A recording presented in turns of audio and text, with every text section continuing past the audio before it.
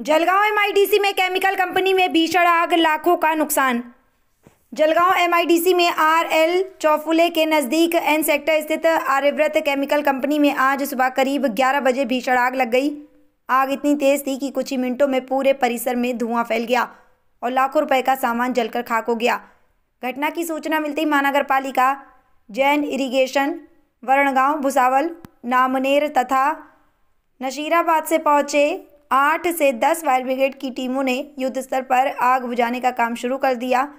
फिलहाल आग पर पूरी तरह काबू नहीं पाया जा सका है।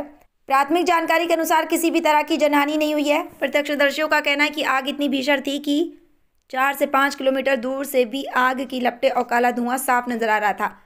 घटना की जानकारी मिलते ही जिलाधिकारी रोहन घुगे और पुलिस विभाग के अधिकारी तुरंत मौके पर पहुंचे। जिलाधिकारी घुगे ने बताया कि आग लगने के पीछे शॉर्ट सर्किट की आशंका जताई जा रही है।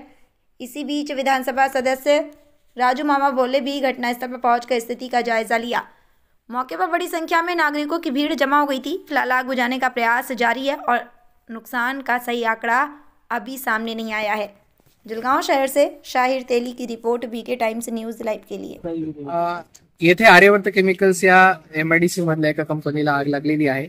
येथे तात्काळ सर्व यंत्रणा उपस्थित झालेली आहे। डिझास्टर मॅनेजमेंटची यंत्रणा असेल, अग्निशमन यंत्रणा असेल, एमआयडीसीची यंत्रणा असेल, या सर्व यंत्रणा इथे उपस्थित झालेल्या आहेत।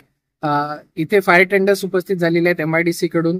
जैन इरिगेशनची पण यामध्ये मदत घेण्यात येते। महानगरपालिकेचे, नशिराबादचे, नगर परिषदांचे, भुसावळ कडून, जामनेर कडून, सगळीकडूनच फायर टेंडर्स आणि फोम टेंडर्स मागवण्यात आलेले आहेत। ते सर्व इथे पोहोचलेले आहेत आणि आग आटोक्यात आणण्याचं काम सुरू आहे। लवकरच आग आटोक्यात येईल अशी अपेक्षा आहे।